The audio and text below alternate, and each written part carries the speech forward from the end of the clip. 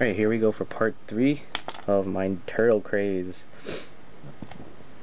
Sorry I'm talking kind of low, I don't want to bother anybody else in the house, but it's good enough, I hope. Let's see. Where was I? I was on this guy. I was just finished complaining about his bandolier strap and how that broke. That's not the only part that sucks about these toys. Now him specifically, I tried black washing because there's so much detail, like texture detail on this thing, all cracked up in the shell, which is really nice detail, and I wanted to bring it out with black wash. I kind of overdid it a little bit, and it came out a little weird, but the shell on the back came out nice. You can see all the back parts, like, see that? Just one clear colored plastic. This one, yeah, it's got a lot of detail, so if you black wash it, brings out a lot of the detail. Now the one other thing I want to point out that was really big issue with me, but thankfully these things are so cheap, is that at first I thought it was just Donatello, but all the turtles actually have the same issue. Their bandanas, they're gonna snap off. There's like cracks in it already. If you pull it up a little, you can see stress marks and cracks in it going all the way through it, all the way up. And it looks like if I just pull it far enough one day, they're just gonna come right off. And I thought that was just on this guy at first, but as I inspected the other ones, they all have the same problem. My camera is definitely not gonna be able to pick it up, but if you guys have one of these or are gonna get it, I would recommend watching out for it. Like yeah, like right where it connects to the head, there's like cracks all over it, and it's just gonna come right off. So yeah, definitely watch out for that. It's not as bad on Michelangelo and Raphael, but on Donatello and Leonardo, it's horrible. It looks like it's just gonna come right, like this one goes all the way around, like the crack. So I'm scared. I'm still gonna play with them. Like, I don't usually play with my toys. I usually pose them, transform them, and leave them.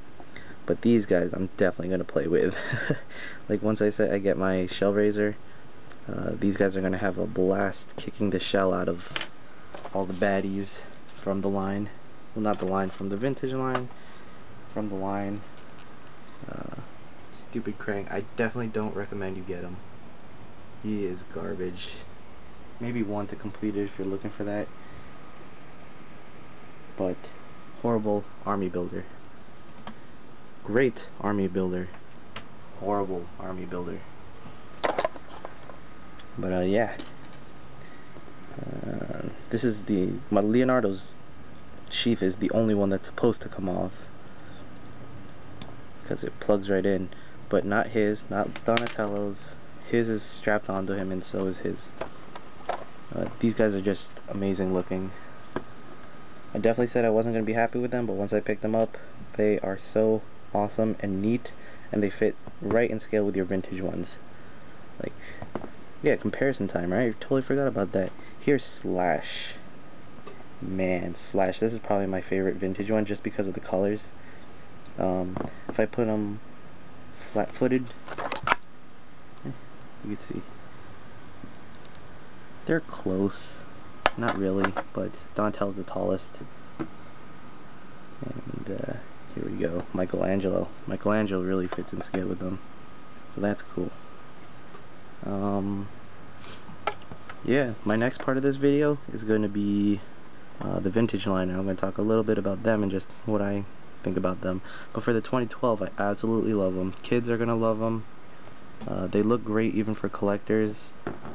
Like, just their style is just so awesome. The other turtles are, you know, you got the classic looking turtles, but then these, they're so different. They're awesome. Like, their body types and everything, like even the crack in there in Raphael's shell, it shows up on the show, so they are show accurate up to the point from here up to their heads. The head's the only difference. Michelangelo's the only one that actually looks like his show counterpart. But yeah, they're phenomenal.